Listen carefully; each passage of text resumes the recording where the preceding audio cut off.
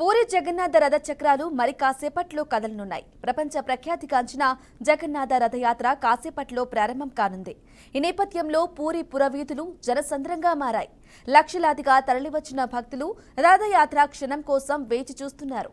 సింహద్వారం వద్ద స్వామివారి కోసం రథాలు వేచి ఉన్నాయి. ఈ ఏడాది 2 రోజుల పాటు భక్తులకు రథాలు లాగే భాగ్యం కలగనుంది. 53 ఏళ్ల తరువాత ఈ అరుదైన సంఘటన రావటం విశేషం. అంతకుముందు 1909 తర్వాత 1971లో అరుదైన శ్రీ గుండించా యాత్ర జరిగింది. దీంతో ఈ యాత్ర కోసం భక్తులు పెద్ద ఎత్తున ఆలయ ప్రాంతానికి చేరుకున్నారు. జగన్నాథ రథయాత్రలో రాష్ట్రపతి ద్రౌపది ముర్ము కూడా పాల్గొననున్నారు. नाथ या पालक हैं और मैं सब प्रकार से अनाथ हूँ। आप सत्य दीन के दयालु हैं, मैं दिया गया दान हूँ। स्वामी आप सत्य हैं पर मैं सदा सेवक हूँ। आप दिव्य गुणों के सिंधु हैं, मैं उन गुणों को गिनने वाला हूँ। रघुराज जी कहते हैं, हे यदुराज आप करुणा के सिंधु हैं, आप करुणा कीजिए। मैं क्रूर कठोर तथा मलिन हूँ, मैं तो अधमों का स्वामी हूँ प्रभु, पर आप अधमों का उद्धार करने वाले हैं। आप पवित्र करने में कुशल हैं प्रभु, पर मैं पतित होने में कुशल हूँ। इसीलिए हे प्रभु आप पतितों का उद्धार करने के लिए आए हैं ना, मेरा भी ध्यान रखिए। क्योंकि जग में तेरे बिना और है दूजा कौन ठिकाना। अभी रामकृष्ण और मदन मोहन నేత్రోత్సవం, నవయుగ దర్శనం, శ్రీ గుండించా యాత్ర నిర్వహించనున్నారు. 2 రోజుల పాటు స్వామివారి రథోత్సవాన్ని భక్తులు చూడనున్నారు. ఈ రోజు మధ్యాహ్నం 3 బృందాలు పాఠనం ప్రారంభించగా ఆ తరువాత గజపతి రాజు పూజా విధానం పూర్తవుతుంది. సాయంత్రం 5 గంటల నుంచి జగన్నాథుడి రథం బయలుదేరుతోంది. रथ में मदन मोहन बैठेंगे और भगवान बलभद्र जी के रथ में बैठेंगे रामकृष्ण। ये अभी रामकृष्ण पधार रहे हैं और मदन मोहन जी पधार रहे हैं। आप कहा गया मदन मोहन जी ये चलत प्रतिमा, एक तरह से ये विजय प्रतिमा है। यानी भगवान जहाँ जहाँ नहीं जा सकते वहाँ वहाँ भगवान की ये प्रतिमा मदन मोहन जाते रहते हैं। और भगवान की लीला देखिए, यहाँ स्वयं भगवान जगन्नाथ श्री कृष्ण हैं और श्री कृष्ण के स्वरूप स्वयं मदन मोहन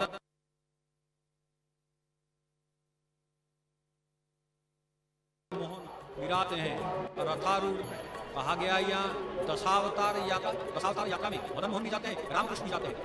इतना ध्यान रखिए कि ये दशावतार यात्रा कहा जाता है भगवान की इस रथ यात्रा को पतित पावन। దీంతో భక్తుల భద్రతను దృష్టిలో ఉంచుకొని భద్రతా వ్యవస్థను కట్టుదిట్టం చేశారు. వర్షం పడే అవకాశం ఉండటంతో వీఐపీల హాజరు కూడా సవాల్గా మారింది. సేవకులు, నిర్వాహకులు మాట్లాడుతూ ఠాకూర్ 3 రథాలను ఎట్టి పరిస్థితుల్లోనూ లాగాలని, భక్తుల క్రమశిక్షణతో కూడిన దర్శనానికి ప్రాధాన్యత ఇవ్వాలని అన్నారు. రాత్రి 11 గంటలకు శ్రీ విగ్రహ ఊరేగింపు ప్రారంభమవుతుంది. आप समग्र जगत के रक्षक हैं प्रभु।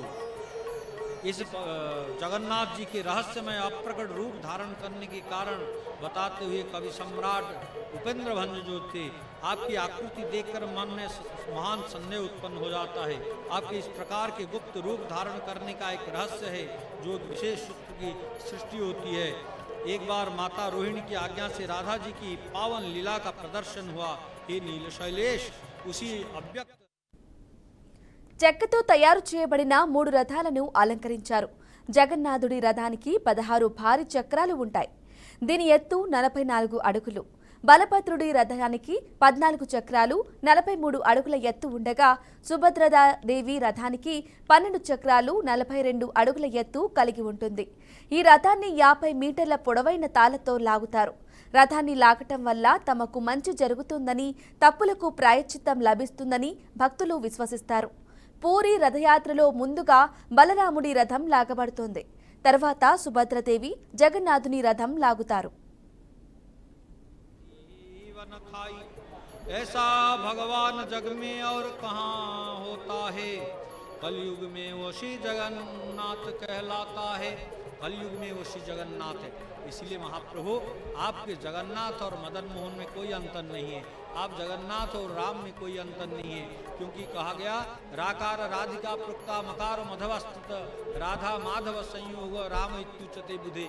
राम के रूप में आप विराजमान है और रा का अर्थ है राधा, माँ का अर्थ है माधव, राधा माधव की युगल मूर्ति है। यहाँ देखिए भगवान महाप्रभु श्री जगन्नाथ जी के चलत प्रतिमा के रूप में ये आ रहे हैं मदन मोहन। ये मदन मोहन कौन ना नीलाद्रिनाथ परमस्य चलत स्वरूपम सर्वत्र पूज्य विधो प्रथम प्रवेशम रम्यम प्रचंड चरित्र जगदेक वन्यम वंदे मुदा मदन मोहन मंजुरूपम त्रौलोक्य सुंदरतनम शतकामस्तुत्यम हृद्यम विनिंदम चरितम मुनिवृंद वंद्यम आनंद कन्नम विषय सममंद शत्रुम वंदे मुदा मदन मोहन मंजुरूपम।